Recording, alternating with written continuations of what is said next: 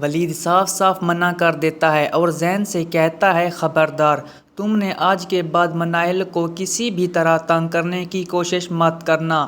آگے وہ کہتا ہے کہ وہ میری کزن ہے اور میں اس سے بات کر سکتا ہوں، مگر آپ دیکھیں گے کہ ولید اس کو سمجھانے کی کوشش کرتا ہے کہ جو کچھ تم نے اس کے ساتھ کیا وہ بہت برا سلوک تھا، اس لیے بہتر یہی ہے کہ بار بار اس سے وہ باتیں یاد دلوا کر اس کا دماغ خراب نہ کیا جائے۔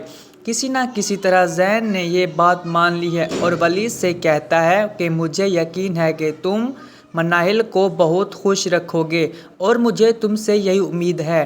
اس پر ولید کہتا ہے کہ بات تو تمہاری صحیح ہے، مگر مناہل میری بات ماننے کو تیار نہیں۔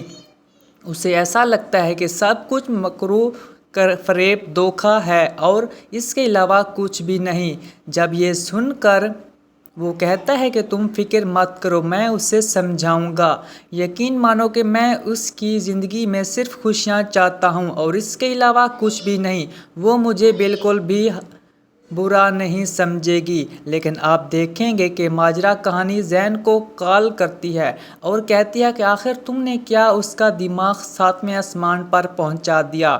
بار بار اس سے یہ بتانے کی کیا ضرورت پڑ گئی کہ ہم لوگ غلط ہیں، ٹھیک ہے جو ہو چکا سو ہو چکا، مزید باتیں کرنے اس کا دماغ خراب کرنے کی ضرورت نہیں، پہلے ہی اس کا دماغ ساتویں آسمان پر چڑھ چکا ہے۔ مجھے تمہاری سمجھ نہیں آ رہی کہ تم کیوں بار بار اسے فون کر کے معافی مانگ رہے ہو۔ اس پر ولید کہتا ہے کہ وہ بالکل ٹھیک کہہ رہا ہے، اسے اپنی غلطی کا احساس ہو چکا ہے۔ آخر مجھے سمجھ نہیں آ رہا کہ اب اس چیز کو قبول کیوں نہیں کر لیتی کہ واقعی میں آپ غلط تھی۔ آپ کو یہ بات مان لینی چاہیے کیونکہ یہ باتیں بہت ضروری ہیں اور آپ کے لیے بھی بہت ضروری ہیں۔ آپ بھی مناہل کو سچے دل سے قبول کر لیجئے، ہو سکتا ہے آپ کے گناہ معاف ہو جائیں۔ مناہل کہتی ہے اس عورت پر مہر ثبت ہو چکی ہے، وہ کبھی نہیں بدلے گی۔ میں نے ان کا نچوڑ نکال لیا ہے، آج تک جتنا پیار میں نے ان سے کیا اس کے بدلے میں کچھ زیادہ نفرت انہوں نے مجھے دی ہے، مگر بدلے میں نے صرف اچھا سلوک رکھا، اچھا رویہ رکھا، مگر اب میں تنگ آ چکی ہوں۔ وہ اس عورت کو دھکے دے کر اس گھر سے بے دخل کر دے گی کیونکہ اس نے ساری باتیں سن لی ہیں اور اسے معلوم ہو چکا ہے کہ اصل حقیقت کیا ہے۔ جس راز کے پیچھے وہ چھپی بیٹھی تھی آج وہ راز کھل کر اس کے سامنے آ گیا ہے۔ ولید کہتا ہے کہ مجھے سمجھ نہیں آ رہا کہ آخر ان سب معاملات کو کیسے سلجھاؤں، کیسے ہر چیز کو بہتر کروں۔ ہر وقت کوئی نہ کوئی نئی ٹینشن میرے سر پر پڑی رہتی ہے۔ لیڈ کی ماں کہتی ہے بیٹا ہمیں ہمت نہیں ہارنی چاہیے، لہذا صبر سے کام لینا چاہیے، تم جلد بازی میں کچھ بھی نہیں کر سکتے، تمہیں نہیں پتہ کہ جلد بازی کا کتنا نقصان ہو سکتا ہے اور میں تمہارا نقصان بالکل بھی برداشت نہیں کروں گی، تو بہتر یہی ہے کہ تم اپنے ذہن سے یہ چیزیں نکال دو اور اپنا دماغ ٹھیک کر لو۔ تم بس انہی پر ہی دھیان دے رہے ہو، اس کے علاوہ تمہیں کسی اور چیز کی ضرورت نہیں ہے۔ آپ دیکھیں گے کہ مناہل آہستہ آہستہ خود ہی اس بات کا فیصلہ کر لے گی اور اسے پتہ چل جائے گا کہ اس کے لیے کیا حقیقت ہے اور کیا نہیں، کیونکہ اس نے ان لوگوں کی باتوں کو دل پر لے لیا ہے اور اسے معلوم ہو چکا ہے کہ واقعی حقیقت کیا ہے اور کیا نہیں۔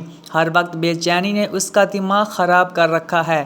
طرح طرح کی باتیں سن کر اب اسے سمجھ آ گئی ہے کہ ولید اور اس کی ماں بالکل بھی غلط فیصلہ نہیں کر رہی، اسے وہی کرنا چاہیے جو کچھ وہ دیکھ رہے ہیں۔ طرح طرح کی باتیں اس کا دل چیر دیتی ہیں اور اسے خود سمجھ نہیں آتی کہ آخر وہ کیا کرے۔ لیکن آپ دیکھیں گے کہ ولید کی ماں کہتی ہے بیٹا اب تمہیں اپنی خاطر جنگ لڑنی ہوگی اور تمہیں فیصلہ کرنا ہوگا، بس میں اس فیصلے میں تمہارا ساتھ دینے کے لیے ہر وقت تیار ہوں، کبھی بھی اپنے آپ کو تنہا محسوس کرنے کی غلطی مت کرنا۔